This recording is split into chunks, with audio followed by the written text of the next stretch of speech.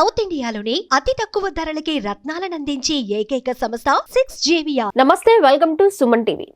అమరావతి పనులు ఎప్పటికప్పుడు శరవేగంగా ప్రారంభమవుతాయని ప్రచారం జరిగినప్పటికీ ఎక్కడో చోట వాటికి పులి స్టాప్ పడుతూనే వచ్చింది. ఎప్పుడో ఈ అమరావతి పనులకు సంబంధించి టెండర్లకి సంబంధించి జనవరిలోనే టెండర్లు పూర్తవుతాయి అనుకున్నప్పటికీ ఇప్పుడు మార్చి వరకు వచ్చింది. ఇప్పటికైనా ప్రారంభం అవుతాయా లేదా అనేది ఒక కన్ఫ్యూజన్ అయితే ప్రజల్లో కనిపిస్తూ ఉంది. దాని గురించి మనం తెలుసుకుందాము. నమస్తే సార్. నమస్తే సార్, ఈ అమరావతి గురించి మనం మాట్లాడుకుంటే నిజంగా ప్రచారం అయితే చాలా పెద్దగా జరుగుతుంది సార్. పనులు అయితే నత్తనడకన నడుస్తున్నాయనే చెప్పుకోవచ్చు.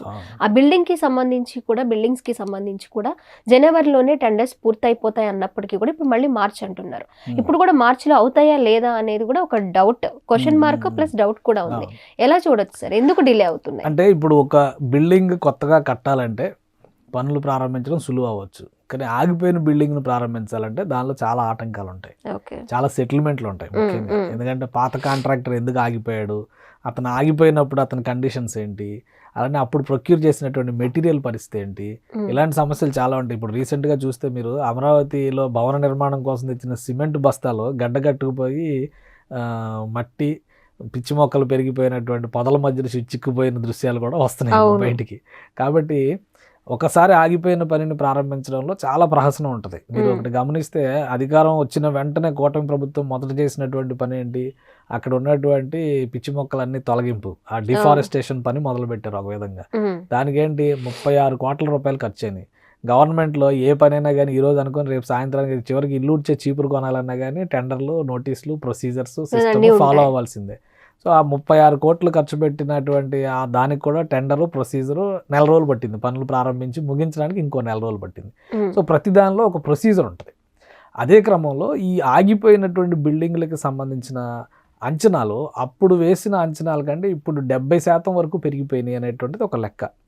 సో ప్లస్ అప్పుడు కాంట్రాక్ట్ తీసుకున్న వాళ్ళు ఏ కారణాలతో ఆగిపోయారనే దాని మీద ఒక క్లారిఫికేషన్ ఈ ప్రొసీజర్ అంతా కూడా ఒక పద్ధతి ప్రకారం చేసిన తర్వాత, ఎందుకంటే అవన్నీ చేయకపోతే మళ్ళీ రేపొద్దున గవర్నమెంట్లు మారినా ఏది మారినా మళ్ళీ ఇది ఒక అవినీతి, ఇందులో దోపిడీ, ఇవన్నీ చర్చే కదా, మనకంతా బట్టకాల్చి మేదేసేటువంటి అవకాశం ఉంటుంది. అందుకని ఇవన్నీ జాగ్రత్తలు తీసుకుని ప్రభుత్వం అన్ని ఒక స్టెబిలైజ్ చేసుకుని ఫైనల్ టెండర్స్ ఫ్లోట్ చేసింది. దాదాపు 62 రకాల వర్క్స్కి సంబంధించిన టెండర్లు ఫ్లోట్ చేశారు. సుమారు 40,000 కోట్ల రూపాయలకు సంబంధించినటువంటి పనులకి చేశారు. ఫండ్ విషయంలో కూడా దాదాపు 12,000 కోట్ల రూపాయలు రెడీగా పెట్టుకున్నారు. అంటే మొబిలైజేషన్ అడ్వాన్సెస్ కానీ, పే చేయాల్సినటువంటి ఇతర అంశాలు ఉంటాయి కదా, వాటికి సంబంధించినటువంటి నిధులు కానీ రెడీ చేసి పెట్టుకున్నారు. అయితే ఈలోపు ఎమ్మెల్సీ ఎలక్షన్ వచ్చింది, గ్రాడ్యుయేట్స్ ఎమ్మెల్సీ ఎలక్షన్ ఇది వచ్చింది. కాబట్టి ఉమ్మడి గుంటూరు, కృష్ణా జిల్లాల్లో కోడ్ ఉంది, ఎలక్షన్ కోడ్ ఉంది. వీళ్ళు ఏమి నిర్ణయాలు తీసుకోవడానికి లేదు. అసలు టెండర్స్ పిలవడానికి కూడా ఎలక్షన్ కమిషన్ పర్మిషన్ తీసుకున్నారు. అమరావతి పనులకి ఎలక్షన్ కోడ్ కి సంబంధం లేదు అని విన్నాను. అంటే ఎలక్షన్ కమిషన్ ఇచ్చినటువంటి క్లియరెన్స్ ఏంటంటే మీరు ప్రొసీజరల్గా ఉన్నటువంటి అంశాలను చేసుకోవచ్చు అంది. అందుకనే వీళ్ళు టెండర్స్ ఫ్లోట్ చేశారు. కానీ టెండర్స్ ఫైనలైజేషన్ మాత్రం ఎన్నికల తర్వాత చేసుకోమని చెప్పింది ఎలక్షన్. కాబట్టి మార్చి 3వ తేదీ వరకు ఆగాల్సిందే. అందుకనే ఇప్పుడు ఇచ్చినటువంటి చాలా టెండర్స్ డెడ్ లైన్ మార్చి 2వ తేదీ పెట్టారు. సో మార్చి 2, 3 తేదీల తర్వాత ఎలక్షన్ కోడ్ ముగిసిన తర్వాత పనులు ఈ టెండర్స్ ఫైనలైజేషన్ అనౌన్స్మెంట్ మొదలు పెడితే బహుశా 2 వారాలు టైం పెట్టుకుంటే కనుక మార్చి 15వ తేదీ నుంచి పనులు పెద్ద ఎత్తున మొదలు పెట్టడానికి స్కోప్ ఉంటుందని ప్రభుత్వ పక్షాన ఇప్పటికే సిఆర్డీఏ నుంచి కానీ, అమరావతి డెవలప్మెంట్ కార్పొరేషన్ నుంచి కానీ ఆల్రెడీ ఎవరైతే ఈ రేస్లో ముందున్నారో ఆ కంపెనీలకు ఇన్స్ట్రక్షన్, వాళ్ళ రెడీ అవైలబిలిటీ అంటే దాదాపు 22,000 నుంచి 30,000 మ్యాన్ పవర్ అవసరం అవుతుందని చెప్పి ఒక అంచనా వేశారు. ఈ బిల్డింగ్లు అన్నీ కట్టడం ఒకేసారి మొదలైతే కాంట్రాక్ట్స్ ఫైనలైజ్ చేసేస్తే, ఎందుకంటే ఒకరు కట్టరు కదా, ఒకరు కడితే ఫైనాన్షియల్గా కూడా వైబుల్ కాదు, అది చేయలేరు. అందుకని ఒక 20-30 కంపెనీలు సెలెక్ట్ చేశారనుకోండి, ఒక్కొక్క కంపెనీ చేసినప్పుడు మ్యాన్ ఫోర్స్ కూడా దానికి అవసరం. అందుకని ఒక 30,000 మంది కార్మికులు రెడీ చేసి పెట్టుకోవాల్సిన అవసరం ఉందని చెప్పిన అధికారులు ఆల్రెడీ వాళ్ళకి ఇన్స్ట్రక్షన్స్ ఇచ్చారు. సో ఇప్పుడు మళ్ళీ ఇంకొక చిన్న ప్రాబ్లం ఏమొస్తుందంటే ఎమ్మెల్యే కోట ఎమ్మెల్సీ ఎలక్షన్స్ వస్తున్నాయి. మార్చి 20వ తేదీ వరకు అది ఉంది. సో ఆ ఎలక్షన్లో ఇన్ఫ్లుయెన్స్ అయ్యేటువంటి అవకాశం ఉండదు, పబ్లిక్కి కనెక్ట్ అయినటువంటి విషయం ఉండదు. కాబట్టి దానిలో ఎలక్షన్ కోడ్కి సంబంధించిన పరిమితులు ఏవి ఉండవు అని చెప్పని ఒక అంశం ఉంది. సో ఈ లోపే ఇవన్నీ రెడీ చేసుకుంటే మార్చి 15-20 తేదీల మధ్య టెండర్ల అనౌన్స్మెంట్ జరిగితే ఉగాది నాటికి పనులు మొదలైపోతాయి. చిన్న పనులు ఆల్రెడీ ఇప్పుడు కొనసాగుతున్న పనులు కొనసాగుతున్నాయి. ఇగ్నో బిల్డింగ్ ఉంది, కడుతున్నారు. సిఆర్డీఏ బిల్డింగ్ ఉంది, అది నిర్మాణం జరుగుతుంది. అలానే వాటర్ ప్లాంట్కి సంబంధించిన పనులు దాదాపు తుది దశకు వచ్చినాయి. పైప్ లైన్ ఎరెక్షన్స్ పనులు తుది దశకు వచ్చినాయి. సీడ్ యాక్సిస్ రోడ్డు వెంబడే వేసినటువంటి high capacity electricity under ground cabling ఆ వర్క్ నడుస్తుంది. సీడ్ యాక్సిస్ రోడ్ అంతా కూడా సెంట్రల్ పిల్లర్ లైటింగ్ మొన్నటి వరకు సెక్రటేరియట్ వరకు మాత్రమే ఉండేది. ఇప్పుడు ఆ రోడ్ ఎంత పొడవు ఉందో అంత పొడవు కూడా ఆ పిల్లర్స్ అన్ని కూడా వేసి లైటింగ్ సిస్టమ్ అంతా ఎరెక్షన్ చేస్తున్నారు. సో ఇలాంటి పనులు జరుగుతున్నాయి. కొన్ని ఆల్రెడీ రోడ్స్కి సంబంధించి కొన్ని ప్రతిష్టాత్మకమైన ఇప్పుడు విట్ లాంటి ఇన్స్టిట్యూషన్స్కి వెళ్ళేటువంటి రోడ్లు గతంలో ఆగిపోయినాయి పూర్తి. ఇప్పుడు ఆ రోడ్లన్నీ ఫినిష్ చేసుకుంటూ వచ్చారు.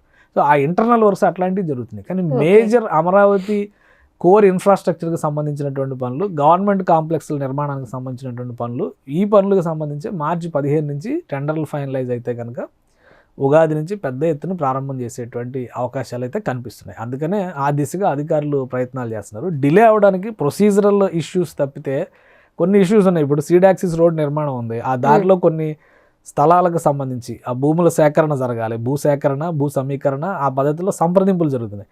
సో వాళ్ళు క్లియరెన్స్ ఇచ్చే వరకు ఇక్కడ ముందుకు జరగడానికి అవకాశం లేదు. ఆల్రెడీ కొంతమంది కేసులు వేసి గత 5 ఏళ్ళు కాదు అంతకు ముందర 10 ఏళ్ల నుంచి ఆ కేసులు కోర్టులో పెండింగ్లో ఉండడం వల్ల సీడ్ యాక్సిస్ రోడ్ అక్కడ వరకు వచ్చి మెయిన్ రోడ్డు కనెక్ట్ అవ్వకుండా అయిపోయింది. సో ఇవన్నీ సంప్రదింపుల ప్రక్రియ ద్వారా సార్ట్అవుట్ చేసుకునేటువంటి ప్రయత్నాలు జరుగుతున్నాయి. కాబట్టి అక్కడ కొంత డిలే కనిపిస్తుంది.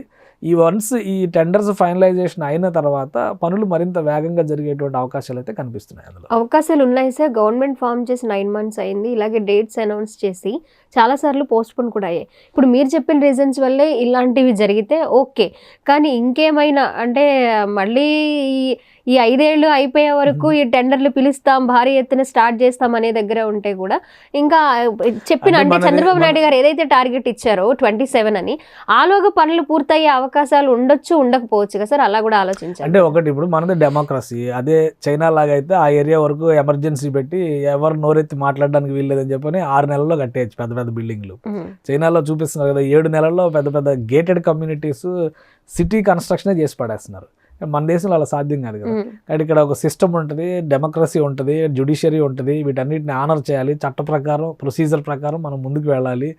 అవన్నీ చేసినా కానీ ఎవడో వచ్చి బట్టకాల్చి మేదేస్తాడు, అవినీతి జరిగింది అంటాడు, ఇంకోటి అంటాడు.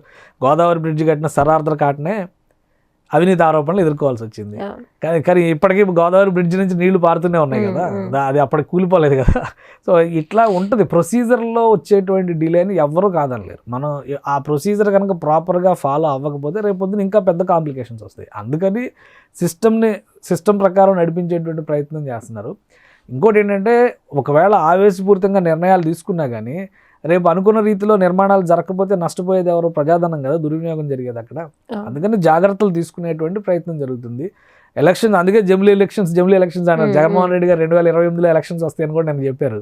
జమిలీ ఎలక్షన్స్ వచ్చేస్తున్నాయి, అందరూ ప్రిపేర్గా ఉండాలి అని చెప్పి. జమిలీ ఎలక్షన్స్ రావడానికి కూడా 3 ఏళ్ళు టైం ఉంది కదా. ఇప్పుడు ఆయన చెప్పిన 2028 వచ్చేసరికి ఇంకా 3 ఏళ్ళు టైం ఉంది కదా. సో వీళ్ళ ప్లాన్ ప్రకారం ఇప్పుడు మీరు అక్కడ క్లియర్గా చూస్తే కనుక 80-90% పూర్తయినటువంటి ఐఏఎస్ ఆఫీసర్స్ క్వార్టర్స్ కానీ, ఎమ్మెల్యే ఎమ్మెల్సీ క్వార్టర్స్లు కానీ అవి ఓపెన్ చేయడానికి పెద్ద సమయం పట్టకపోవచ్చు. పనులు మొదలుపెట్టిన తర్వాత వాటికి మేజర్ ప్రాబ్లం ఏమొస్తుందంటే ఇన్ఫ్రాస్ట్రక్చర్ ప్రాబ్లం వస్తుంది. వాటికి వెళ్ళేటువంటి road connectivity, drinking water supply, electricity power supply, drainage supply, ఇట్లాంటివన్నీ ఈ ప్రాబ్లమ్స్ వస్తాయి. ఈ డ్రైనేజ్ కనెక్టివిటీ ఇవన్నీ ఇచ్చేసారనుకోండి, వాళ్ళు మరుసటి దీని నుంచే ఉండొచ్చు. 6 నెలలు అంటే అప్పుడు మీరు చెప్పిన అంచనా ప్రకారం చూసినా కానీ 26 జనవరి కల్లా గృహప్రవేశాలు చేయించడానికి అవకాశం ఉంటుంది కదా. ప్రభుత్వం తలుచుకుంటే ఎంతసేపు. మిగతా భవనాలు ఉన్నాయి, 70% పూర్తయినటువంటి భవనాలు ఉన్నాయి.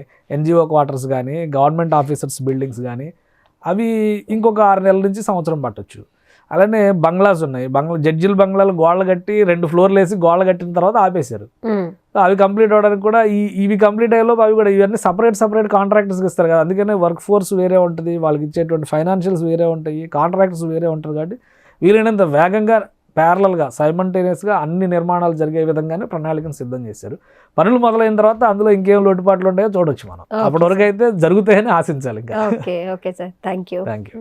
సుమన్ టీవీలో మీ పర్సనల్ అండ్ బిజినెస్ ప్రమోషన్స్ కోసం కింది నెంబర్కి కాంటాక్ట్ చేయండి.